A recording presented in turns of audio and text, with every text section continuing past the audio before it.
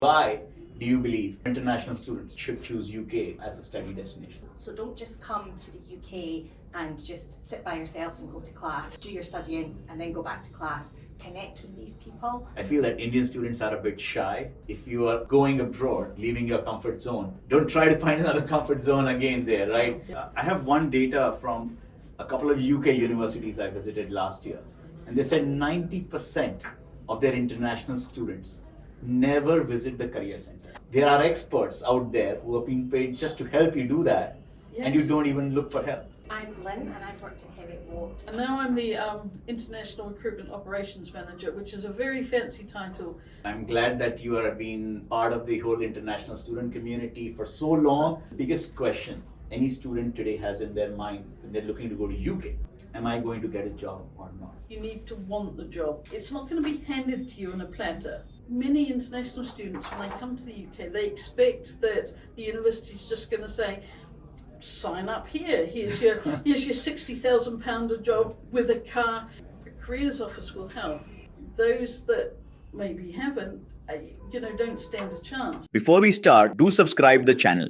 Welcome Steph and welcome Len to Admit Card, and thanks for taking out time to visit us. It would be lovely if you could just introduce a little bit about yourself. Well, if we go way back, I actually grew up in New Zealand, hence the funny accent. Yeah. But I now live in Scotland and work for Heriot-Watt. I've worked there for about 20 years, doing Wow. a huge range of things. Started out in research granted admin, and then moved into admissions and recruitment, and now I'm the International Recruitment Operations Manager, which is a very fancy title. It just means to say I do all the support work behind our recruitment teams globally. I deal with recruitment agencies such as you guys. I look after contracts, but I miss the most maybe being support is the student contact. I don't see students quite as much as I used to. I'm glad that you are being part of the whole international student community for so long, and you've seen a lot of students change their career through that, and welcome Steph to today to our podcast. That's probably the bit that keeps me at Heriot-Watt. What I really enjoy is watching somebody who's quite young with sometimes some unrealistic ideals come and join the university, and over the year, if they're postgrad or longer if they're undergrad, they grow into adults. That last bit of independence they gain having left home and moved to another country. It's so rewarding to see somebody grow. Especially the undergraduate, no? Especially the undergraduates. And especially the Indian ones who are so pampered here in India, I who don't know, left from right when they land there. A quick introduction from you, please. Okay. I'm Lynn and I've worked at Heriot-Watt since 2013, so it's 12 years now. And I started off working in one of our academic schools. It was built environment at the time, but then we expanded and brought in petroleum engineering and some life sciences. And it's now energy, geoscience, infrastructure, and society. I think that's what it's called now. And I was dealing with students who were studying off campus, so it was slightly different, but mainly international students who were studying through distance learning or through approved learning partners, so at other institutions around the world taking Heriot-Watt programs. And I then moved to focus more on admissions, and the university kind of moved tack with admissions and had a centralised admissions. So I became part of that as it started.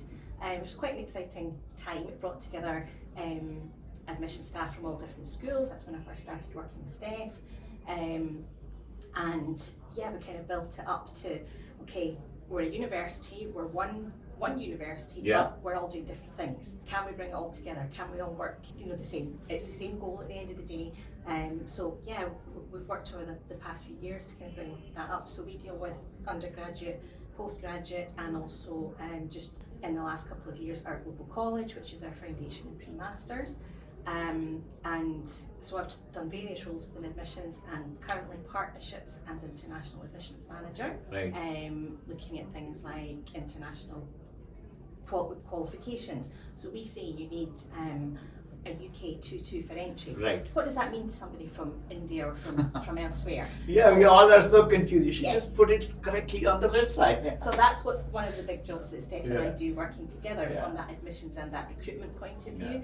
It works a really good synergy there, and English language and things like that. And I also look after a lot of the compliance stuff for the admissions side, so Right. the CAS, the visa, working closely with our visa compliance team. So No, I'm very glad to say that all our students who went to Heriot-Watt had a flawless experience. So I'm sure it's you are the two to thank about it. So thank you so much. But coming into the questions, and right now on our channel as well, the biggest question any student today has in their mind when they're looking to go to UK: am I going to get a job or not?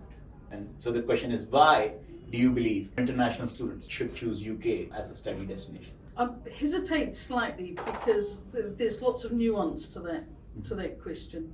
If we're going to talk about the job side of it, yes, you can get a job. There's a big but though, and the big but is you need to want the job. It's not going to be handed to you on a platter. You come to the UK, you can work part-time while you study, you can work slightly longer during your holidays, you can work after you've finished studying with your post-study work visa. You can do all that, but you need to find the job. Somebody's not going to come and give you one. And I think many international students, when they come to the UK, they expect that the university's just going to say, sign up here. Here's your £60,000 a job with a car experience, and it doesn't quite work that way. There are things that you can do though. There are a lot of things that you can do. One of them is talk to the careers office, whichever university you're at, first up. The simple reason is when you apply for a job in India or any country, it's very different from applying for a job in the UK. Absolutely. A careers office will help. A careers office will help you do a CV, they will help you with interview technique, they will tell you what's expected in a job application. And it's very different no matter which country you're in. And see, one of the things that I do is I have a team of people at work. We hire new starts all the time, really. We have applicants from students, for our own students even, that came from India and are looking for a job when they finish their study. It's really telling though, the ones that have gone to a careers office, that have filled out the forms correctly, that have submitted a letter of intent, that have done a CV in the way that we would expect to see a CV. Those are the applications that are taken seriously. Those that maybe haven't, don't stand a chance. I think that makes so much sense. And I have one data from a couple of UK universities I visited last year, and they said 90% of their international students never visit the career center. Yes. So, and it's just that's your biggest ask from the country. There are experts out there who are being paid just to help you do that, and you Yes. don't even look for help. They don't just have lists of jobs. That they will give you the skills you need to get those jobs, and that's quite important. We have an organisation within the university that helps students get jobs during term time at the university. And sometimes students that are looking for a job think that's slightly beneath them, but it's a stepping stone. There's a coffee shop in the building in which I work, and it has a couple of Indian students who work there.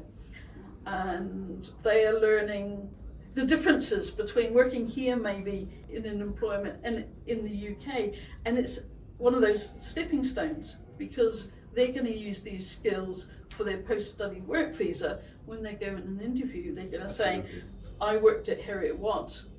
Yes, I served coffee, but I learned how to do this, I learned what to do that, what's expected How to of come me. on time, How to come on time. Yeah. And just there is certain working in a bound of rules, and I think every experience teaches us so much, especially in a new culture and in a customer facing role. Just being able to understand the accent of different people. Exactly. The terms, the languages, the words they use. Don't be shy. Get work experience. Don't be shy. Get help from the people who have been deployed to help you. And there are lots of them, and it might be multiple organizations. And I think that's true for all UK universities. Practically, I think all Absolutely. international universities. Some specific questions. Do you believe you are more employable as an undergraduate or as a master's student? I think it depends on the individual. If you're a very young and undergraduate, then I think you need to concentrate on your studies and maybe find a job in year 3. The thing that people forget is that education systems in every country is slightly different, and what we expect from a student in our university or any UK university is different from what's expected in the student studying in India.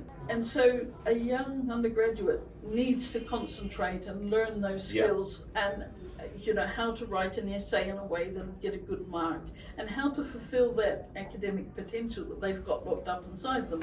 Postgraduate student is more mature, they've got more experience, they maybe got work experience as well, certainly professional experience, and I think it's less critical for them to have that learning time. They're more adaptable, it's easier for them to get a job first up. Also because of that experience they've got, it's more also skills, more work experience. Yes.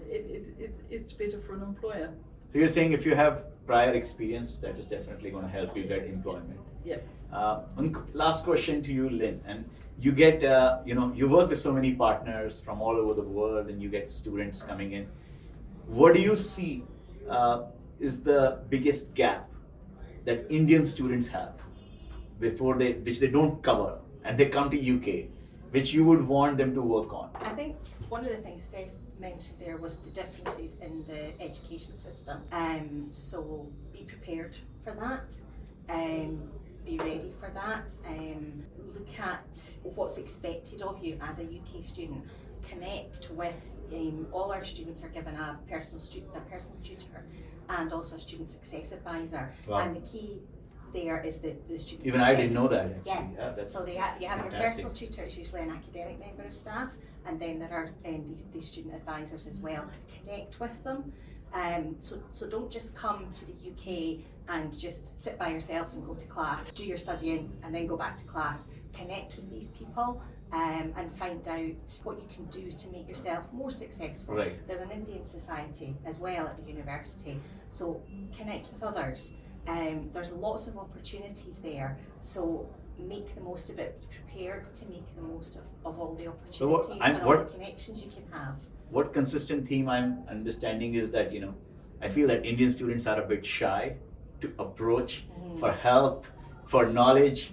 And I think that's one thing. If you are going abroad, leaving your comfort zone, don't try to find another comfort zone again there, right? Yep. Meet as many people, ask for help, Yeah. be out there, and you have to put in that effort. We also have a really good chaplaincy centre, which is multicultural, multi-faith, and they support students in all kinds of ways. So when a student has been on campus and is now graduated and they're leaving, they've been living on campus and they've got pots and pans, they're not going to take them back home and leave them. So when another student arrives, they can go to the chaplaincy and they can say, can I have this, can I have, they help them with that. They do lots of meet and greets. They'll get people to come along and they'll have different food evenings, don't they? And they have come along for a free bowl of soup or something, and just to get people in a relaxed way to chat to each other. And it's just a case of make the most of it. Make the most of it. Of all the options that you get. One bit of advice is learn to cook. Yeah, then you get good food, and it definitely saves a lot of money. Thank you, Steph and Lynn, for so much for taking out time. You're coming from the great city of Fringe Festival, and that's my best memory of Edinburgh. And I hope to be there sometime. Next time I'm in UK, I'll make sure that I visit you guys and see the campus in person. Well, I'd love to show you lovely around. to have you guys both here. Thank you so much for your time. And so guys, so the key message is don't feel shy. If you're going out of your country, make the effort, and that's the only way to unlock your potential and the opportunity. So thank you so much. See you later in the next video. Don't forget to like, share, and subscribe for more study abroad updates.